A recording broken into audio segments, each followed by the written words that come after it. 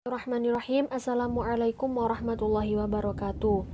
Pertama-tama yang saya hormati Bapak Abdul Aziz MSI selaku penguji, Bu Ria Dea Laila Nur Karisma MSI selaku pembimbing 1, Bapak Dr. Hairul Rahman MSI selaku pembimbing 2. Saya Silviana Farin akan mempresentasikan proposal skripsi saya dengan judul Model Sistem Antrian dan Analisis Keterlambatan Pesawat, Studi Kasus di Bandara Abdul Rahman Saleh Malang. Latar belakang penelitian saya yaitu berdasarkan fenomena yang sering terjadi yaitu kejadian menunggu dalam antrian, maka dilakukan penelitian untuk menganalisis model sistem antrian dan keterlambatan agar dapat menjadi referensi dalam pengambilan keputusan bagi pihak bandara, sehingga dapat memberikan kenyamanan pelayanan bagi pesawat dengan tidak merugikan bagi pihak bandara tersebut. Selanjutnya yaitu integrasi Islam dengan metode antrian, yaitu dalam Quran surat Al-Fajr ayat 22 yang berbunyi Bismillahirrahmanirrahim wa ja'a rabbuka wal malaku shofan shofa, dan surat As-Saff ayat 4 yang berbunyi Bismillahirrahmanirrahim innallaha yuhibbul ladzina yuqatiluna fi sabilihi shofan ka'annahum bunyanun marsus. Berdasarkan surat Al-Fajr ayat 22 dan surat As-Saff ayat 4 dijelaskan bahwa Allah Subhanahu wa Ta'ala mencintai barisan yang teratur, termasuk di dalamnya yaitu perihal sholat dan menunggu dalam antrian. Menunggu atau mengantri merupakan bagian dari sistem antrian dalam suatu layanan yang akan membentuk sebuah baris antrian. Artinya, Allah menganjurkan atas hambanya menjalankan suatu perintah, termasuk perintah menunggu antrian untuk mendapatkan suatu layanan dengan membentuk barisan yang teratur dengan mendahulukan konsumen yang datang terlebih dahulu. Rasulullah SAW mengajarkan umat manusia untuk menjadi orang yang beriman. Sebagai umat manusia yang beriman, kita dianjurkan untuk bersabar dalam menghadapi kejadian menunggu pada suatu sistem antrian. Untuk menghindari antrian yang mengular, maka dari itu perlu dilakukan analisis antrian untuk mengetahui model dan keefektifan sistem.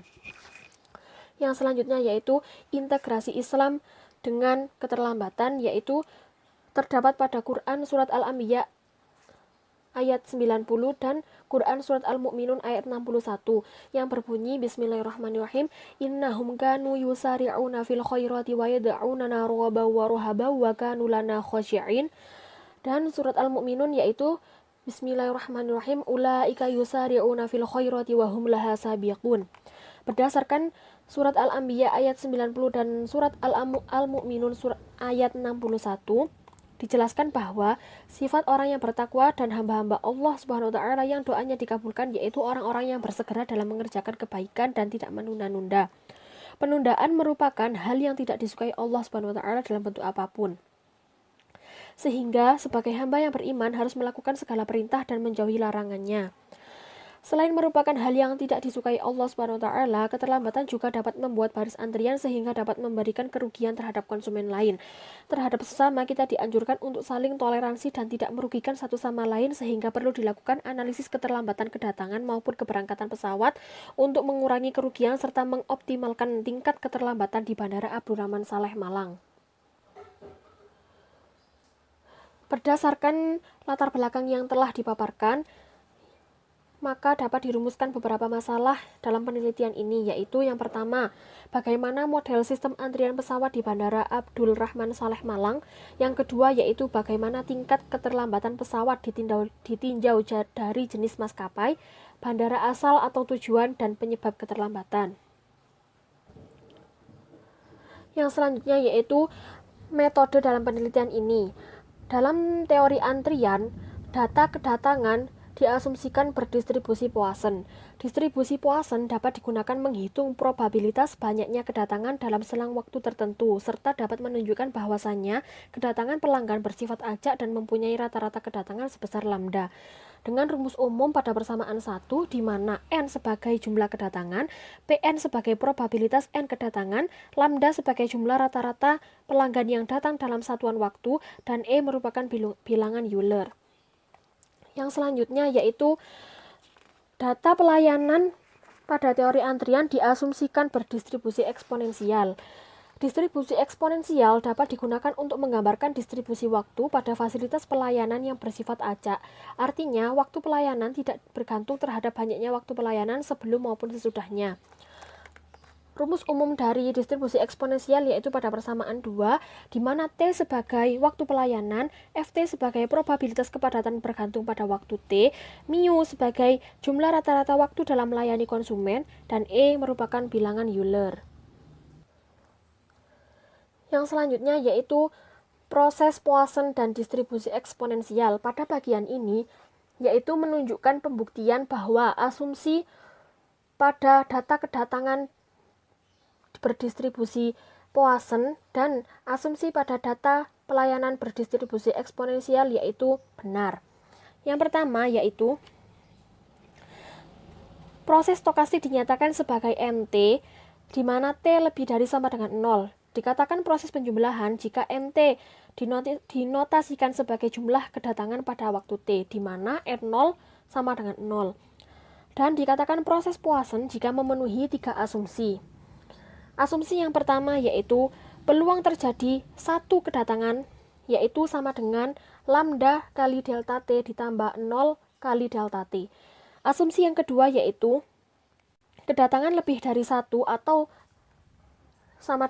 lebih dari sama dengan 2 yaitu sama dengan 0 kali delta T. Asumsi yang ketiga yaitu jumlah kedatangan yang berurutan independen, sehingga proses mempunyai penambahan yang bebas dengan jumlah kejadian tidak tergantung pada waktu lainnya.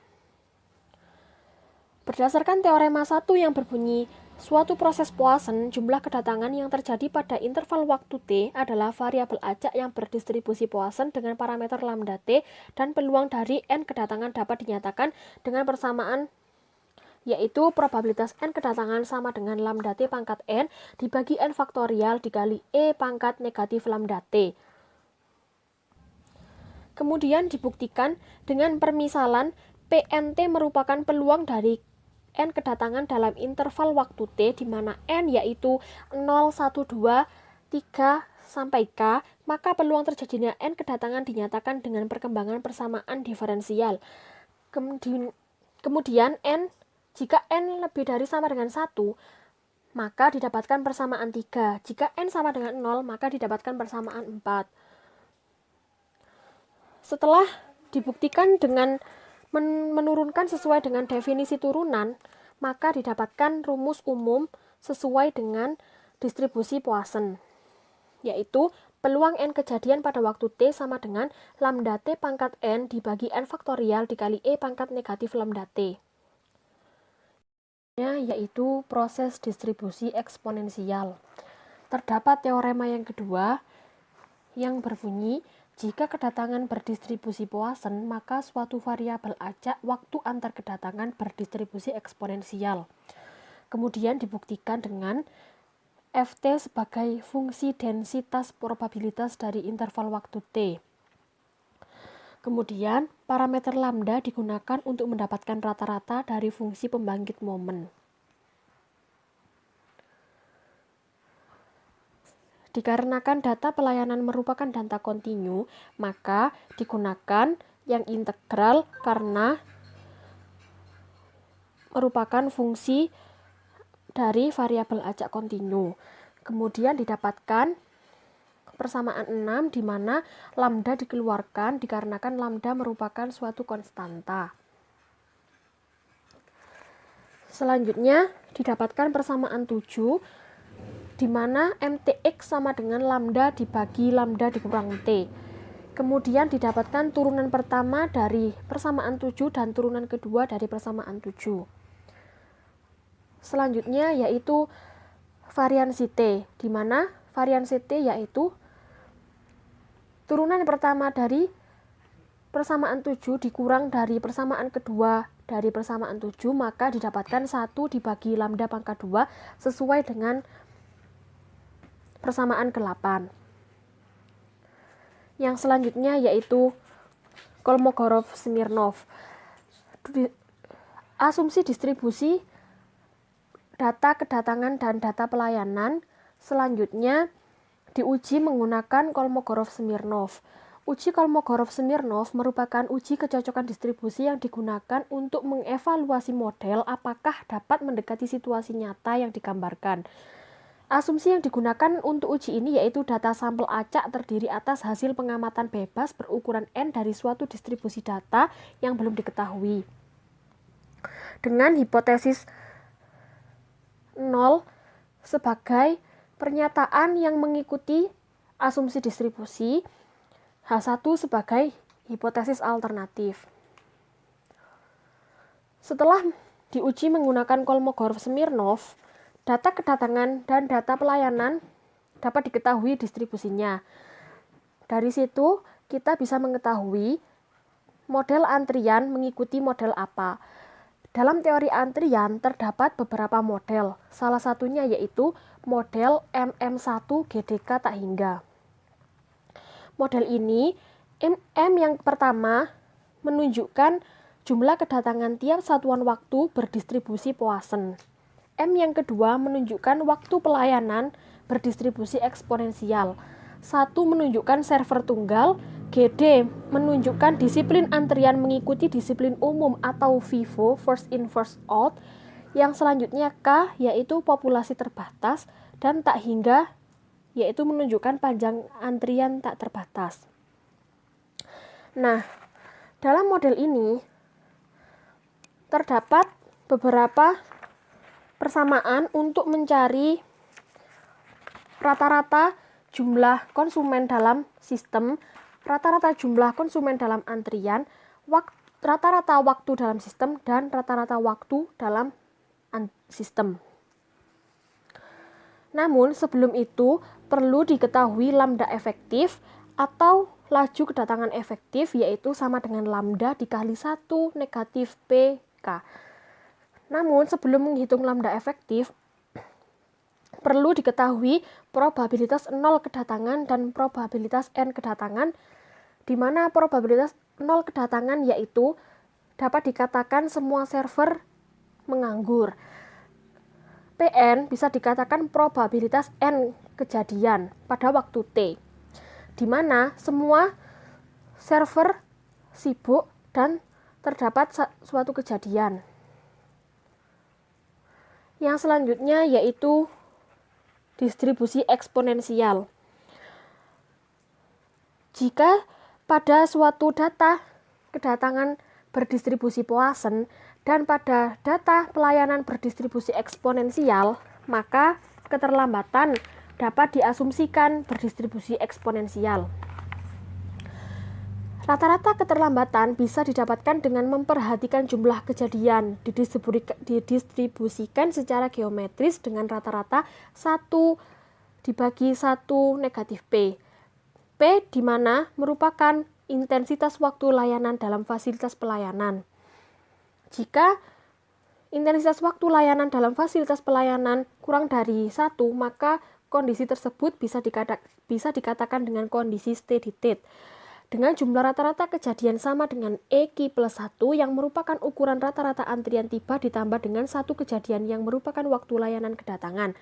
Sehingga jumlah rata-rata kejadian yaitu pada persamaan 9, di mana EQ merupakan rata-rata antrian, P merupakan intensitas waktu layanan dalam fasilitas pelayanan. Selanjutnya yaitu proses distribusi eksponensial pada keterlambatan. Pada bagian ini merupakan pembuktian bahwa asumsi jika kedatangan berdistribusi Poisson dan pelayanan berdistribusi eksponensial, maka kedatangan diasumsikan berdistribusi eksponensial tersebut benar. Pembuktian dengan dimisalkan PH sebagai peluang kejadian, di mana diketahui kondisi steady state dari konsumen yang tiba, sehingga diperoleh Q sebagai konsumen dalam sistem. Kemudian terdapat persamaan 10, yaitu probabilitas konsumen dalam sistem sama dengan I, yaitu sama dengan P pangkat I dikali 1 negatif P. Dari peluang kejadian sama dengan Q plus 1, maka diperoleh persamaan 11. Rata-rata keterlambatan sama dengan jumlah rata-rata waktu pelayanan yaitu mu, sehingga didapatkan persamaan 12. Kemudian Disubstitusikan persamaan 12 tersebut sebagai parameter dari distribusi eksponensial, maka diperoleh distribusi keterlambatan pada persamaan 13, di mana delta dx sama dengan mu negatif lambda dikali E pangkat mu negatif lambda x dengan x lebih dari sama dengan 0.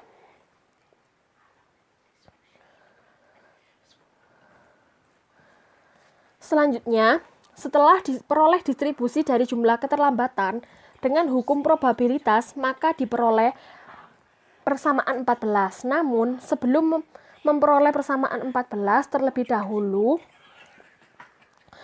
dicari peluang N, di mana N server sibuk sama dengan P pangkat N dikali 1 negatif P, di mana N 0, 1, 2, sampai K.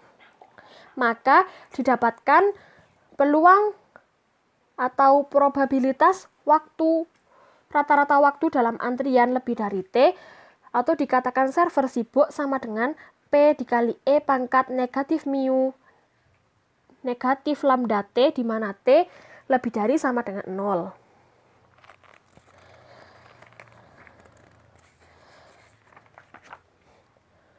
Kemudian, berdasarkan pernyataan tersebut, maka distribusi keterlambatan dari model antrian MM1 yaitu distribusi eksponensial dengan parameter 1 dibagi ED sama dengan mu negatif lambda. Kemudian didapatkan variansi D yaitu sama dengan 1 dibagi mu pangkat 2 dikali 1 negatif P pangkat 2. Kemudian yaitu hasil dan pembahasan.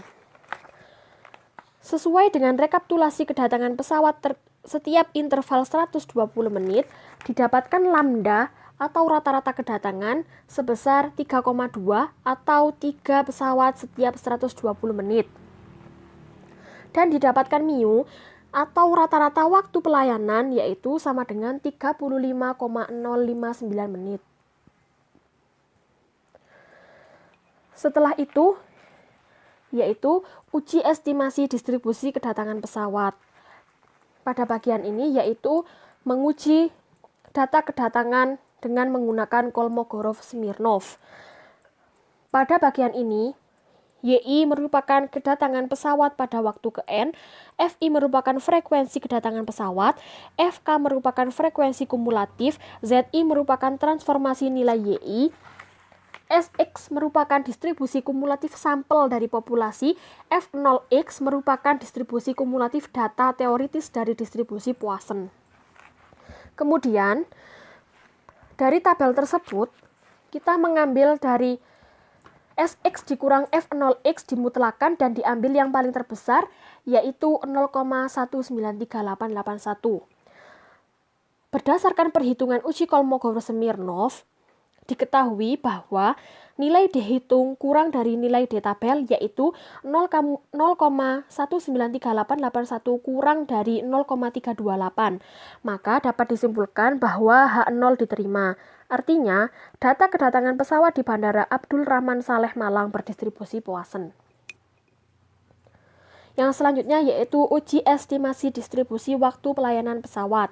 Nah, pada bagian ini sama dengan pada bagian sebelumnya, diuji menggunakan Kolmogorov-Smirnov dengan mengambil nilai mutlak dari SX dikurang F0X, diambil yang paling terbesar yaitu 0,23261. Berdasarkan perhitungan uji Kolmogorov-Smirnov, diketahui nilai dihitung kurang dari nilai di tabel yaitu 0,23261 kurang dari 0,318. Maka dapat disimpulkan bahwa H0 diterima. Artinya, data pelayanan pesawat di Bandara Abdul Rahman Saleh Malang berdistribusi eksponensial.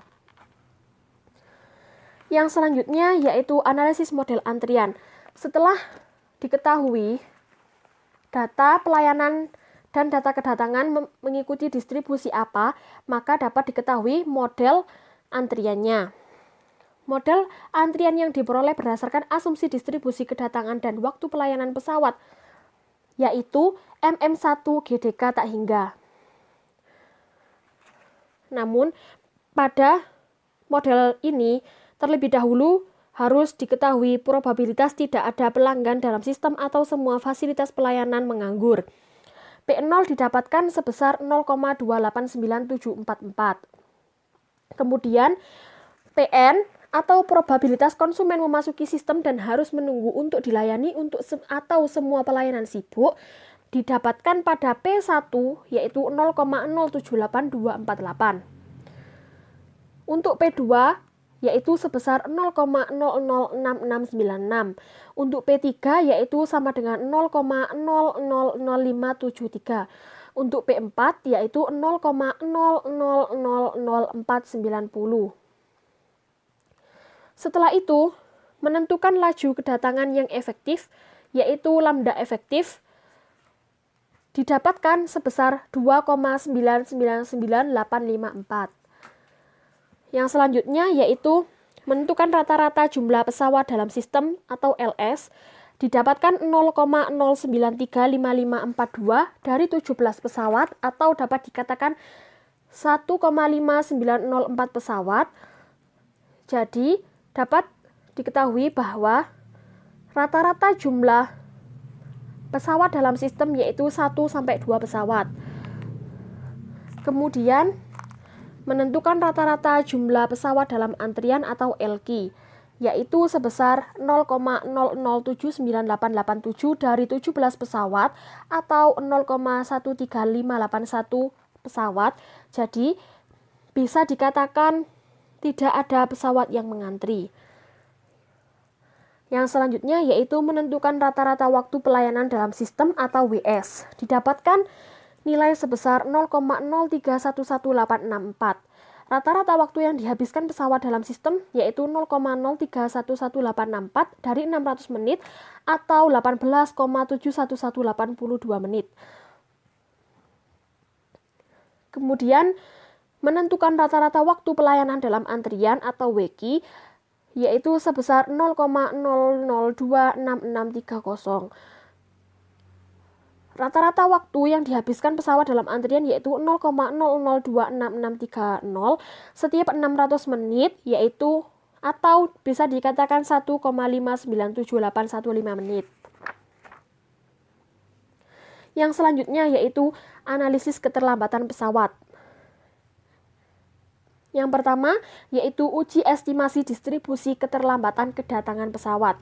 Sebelum menguji estimasi distribusi data keterlambatan kedatangan pesawat, terlebih dahulu mengetahui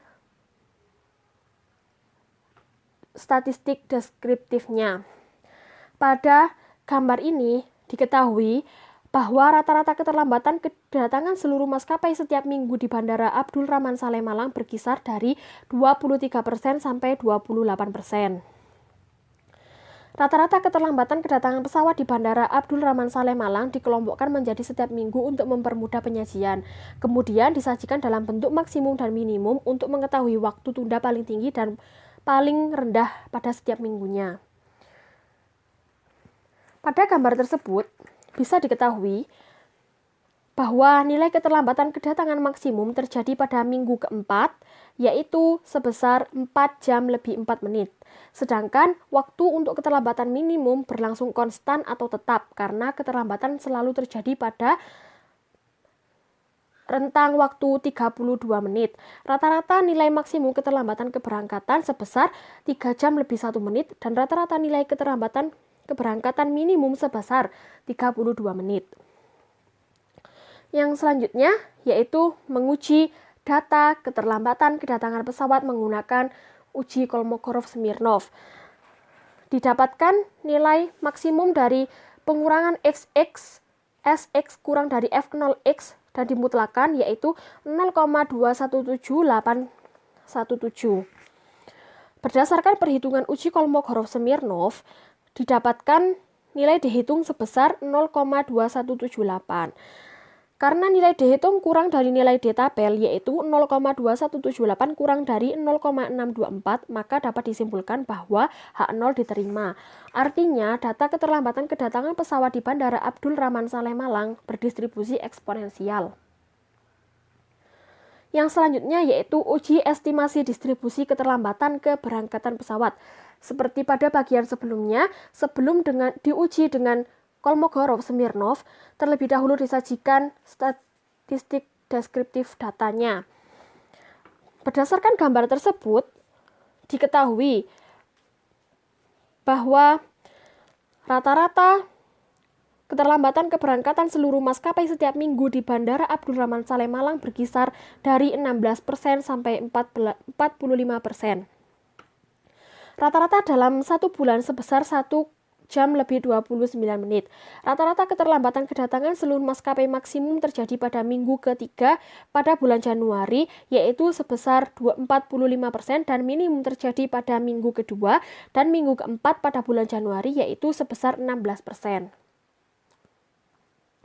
Kemudian disajikan dalam bentuk maksimum dan minimum untuk mengetahui waktu keterlambatan paling tinggi dan paling rendah pada setiap minggunya. Berdasarkan gambar tersebut, dapat diketahui nilai keterlambatan keberangkatan maksimum terjadi pada minggu ketiga, yaitu 19 jam lebih 21 menit. Sedangkan untuk nilai keterlambatan minimum terjadi pada minggu kedua, yaitu 2 jam lebih 19 menit. Rata-rata nilai maksimum sebesar 7 jam lebih 6 menit, dan rata-rata nilai minimum sebesar 33 menit. Kemudian diuji menggunakan Kolmogorov-Smirnov test, didapatkan nilai maksimum dari pengurangan Sx dikurang F0x dan dimutlakan, yaitu 0,236742. Berdasarkan perhitungan uji Kolmogorov-Smirnov, diketahui bahwa nilai dihitung kurang dari nilai di tabel, yaitu 0,237 kurang dari 0,624. Maka dapat disimpulkan bahwa H0 diterima. Artinya, data keterlambatan keberangkatan pesawat di Bandara Abdul Rahman Saleh Malang berdistribusi eksponensial. Yang selanjutnya yaitu menentukan tingkat keterlambatan berdasarkan jenis maskapai. Berdasarkan gambar tersebut, diketahui bahwa maskapai penerbangan Wings Air mempunyai persentase keterlambatan paling tinggi, yaitu 50% dalam interval waktu 30 menit sampai 1 jam lebih 29 menit. Sedangkan maskapai penerbangan Lion Air memiliki tingkat keterlambatan paling rendah, yaitu 3%. Keterlambatan seluruh maskapai pada interval waktu lain memiliki persentase rendah, yaitu pada rentang 3% sampai 10%.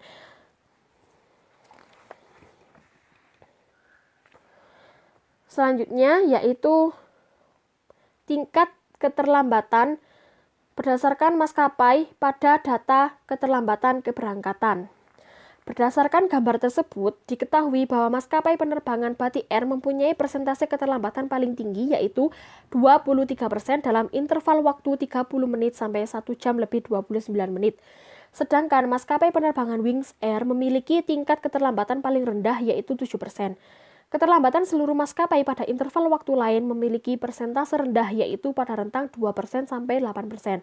Namun, berdasarkan gambar tersebut, secara keseluruhan diketahui bahwa maskapai Lion Air memiliki frekuensi waktu keterlambatan yang hampir konstan pada setiap interval waktu. Yang selanjutnya yaitu menentukan tingkat keterlambatan berdasarkan bandara asal atau tujuan. Pada gambar tersebut dapat diketahui bahwa terdapat 4 bandara asal kedatangan penerbangan di Bandara Abdul Rahman Saleh Malang, yaitu yang pertama Bandara Cengkareng, yang kedua dan Bandara Denpasar, yang ketiga Bandara Halim Perdana Kusuma, yang keempat yaitu Bandara Bandung. Berdasarkan gambar tersebut diketahui persentase yang paling tinggi yaitu 33% dari seluruh keterlambatan kedatangan, yaitu berasal dari Bandara Cengkareng atau Bandara Soekarno-Hatta. Berdasarkan kondisi tersebut dapat diketahui jika semakin sibuk bandara asal, semakin tinggi pula tingkat keterlambatan kedatangan pesawat. Yang selanjutnya yaitu menentukan tingkat keterlambatan berdasarkan bandara asal atau tujuan pada data keterlambatan keberangkatan. Berdasarkan gambar tersebut diketahui bahwa terdapat 4 bandara juga dan yang memiliki persentase paling tinggi yaitu Bandara Denpasar atau Bandara Ngurah Rai, yaitu sebesar 76% dari seluruh rata-rata keterlambatan keberangkatan. Hal ini terjadi dikarenakan oleh faktor teknik, seperti kesalahan pada proses check-in, pergantian awak kabin, dan lain sebagainya. Keterlambatan keberangkatan tujuan Denpasar atau Bandara Ngurah Rai terjadi hampir 1 hari, tepatnya 19 jam 21 menit. Hal ini sangat jarang terjadi karena kerugian maskapai dalam memberikan kompensasi sangat banyak, dari mengganti dengan snack hingga memberikan ganti rugi sebesar Rp300.000. Namun, mengganti seluruh biaya pembelian tiket akan dilakukan pihak maskapai penerbangan jika terdapat penumpang yang memutuskan untuk membatalkan penerbangan. Yang selanjutnya yaitu menentukan tingkat keterlambatan berdasarkan faktor penyebab. Faktor penyebab keterlambatan itu sangat beragam, seperti faktor operasional, faktor cuaca, faktor teknis, dan faktor lainnya. Setiap maskapai penerbangan yang mengalami keterlambatan harus memberikan informasi terlebih dahulu untuk memudahkan pihak bandara mengatur estimasi waktu agar tidak terjadi bentrok dengan kedatangan yang lainnya. Berdasarkan gambar tersebut diketahui bahwa faktor keterlambatan kedatangan pesawat dengan tingkat persentase tinggi yaitu disebabkan oleh operasional sebesar 74%. Sedangkan untuk tingkat persentase paling rendah disebabkan oleh manajemen airline yaitu sebesar 0%. Yang selanjutnya yaitu menentukan tingkat keterlambatan berdasarkan faktor penyebabnya pada data keterlambatan kedatangan.